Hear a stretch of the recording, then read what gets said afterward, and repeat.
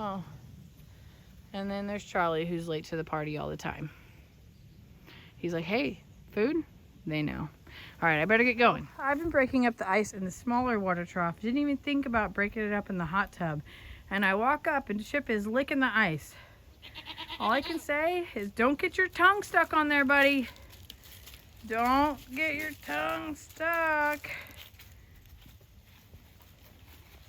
Oh my gosh. Has that happened? Does that happen to people? I mean, I know, yes, I've seen A Christmas Story, but do not get your tongue stuck on there. I guess I'd better break this one up too. Okay, I hear ya.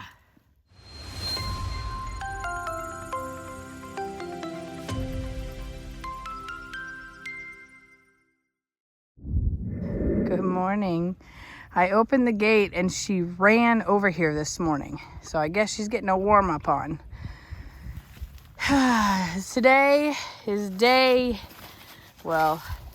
morning 2, but day 3 of our winter weather. And people are starting to our animals are starting to know hey, when the sun comes out, we need to be in it. Now, Tex and his family sleep in a little bit later. It takes them a little bit longer to recover. We kind of talked about that yesterday. But Beverly was super quick to want to go hang out with her friend Gracie. So Beverly actually totally ditched Dixie and was like, hey, I'm going in. I got to go check on Gracie, which I thought was really sweet. So it's still 24 this morning. It's too soon to take off their coats, but it's supposed to get up to about 40. So once it hits the above freezing mark, their coats are going to come off today. Give their skin some time to absorb that vitamin D that we need so well. And oh my goodness, what the heck is Charlie doing? Well, good morning. Guess Charlie decided to wake up late. Wanda's like, I don't know what anybody's doing around here. I'm gonna get some green hay going this morning. I see that we got Tat, and I think that's Tina. I wonder where Susan is. Probably behind the barn. Either way, we got to get going here. We got lots of stuff to do. I got to make a trip to I'm a Survivor today because it is Christmas Eve. And, it'd be nice to hang out with some humans a little bit. Just a smidge. Oh, Tat's going to go ahead and have a morning jog to get his blood flowing. Morning, Tat. And that is Tina. Hi, Tina, baby. How you feeling, love? She made me real nervous yesterday. Wait a minute. That's Susan. That's Tina. That's Tina. She made me very nervous yesterday. She just was walking and her leg is very swollen right now due to this weather, and she just decided she couldn't go anymore and just plopped down. And she's been frail, y'all know that, for a while, but I think I noticed it more than ever yesterday, and it scared me. Bev, I'm trying to make a video and you can't have my phone, and it's not time to take your coat off yet. Why do all kids want to take their coats off like the second that the sun gets on them? It's still too cold. As if my grandma would say, you'll catch the pneumonia if you get too cold. So we're really keeping an eye on Tina.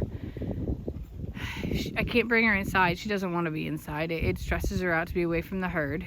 I can't bring them all inside because they all don't want to be inside. I have to let her be with the herd. She's eating and drinking, and she is mobile, but I could just tell that she was just really worn out yesterday.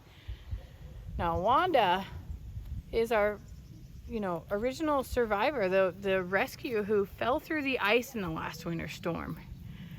And it surprises me as to how well versed she appears to be. Oh, and then there's Charlie, who's late to the party all the time. He's like, hey, food? They know. All right, I better get going. I've been breaking up the ice in the smaller water trough. Didn't even think about breaking it up in the hot tub. And I walk up and Chip is licking the ice. All I can say is don't get your tongue stuck on there, buddy. Don't get your tongue stuck.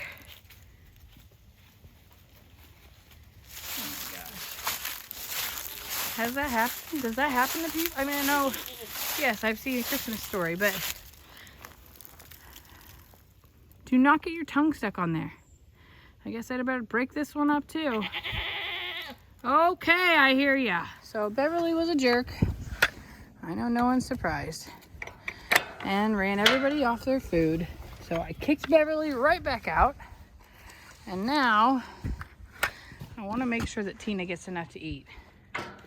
So Dixie and Beverly are like following me around as I feed.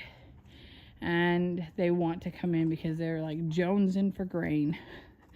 But Dixie can't have any grain. So they're going to spend a little bit of time out in the actual yard while I get this chore done. All right. Blankets are off. It's 34 degrees and everybody, I mean everybody, needs to be in that sunshine as long as they can today. And I think that they will. And yeah, Dixie talked me into about a half a cup of grain. Yeah, things just keep moving around and eventually hay just becomes part of your life. That's all I can tell you. I wanted to point out something funny though. Well, two funnies. Christmas has become a farm dog in like 3 days. She knows about chores. She knows about boundaries, like all the things. But, all right, I have spread green hay out here for the animals to eat. You notice who's not here, right? That would be Pearl. So Pearl is down here at Dixieland, and she's eating the hay they lay in. Now, I'm gonna go bring her a green flake, but I think that she's laying down here, or eating down here, because she wants to secure the best spot for the evening. All of the cows have fallen in love with Dixieland. It's no joke, and it's no secret. Last night, Tex and Santana were inside, and Gracie parked it out front. Look, Gracie just realized what she's doing. She's like, hey, wait a minute.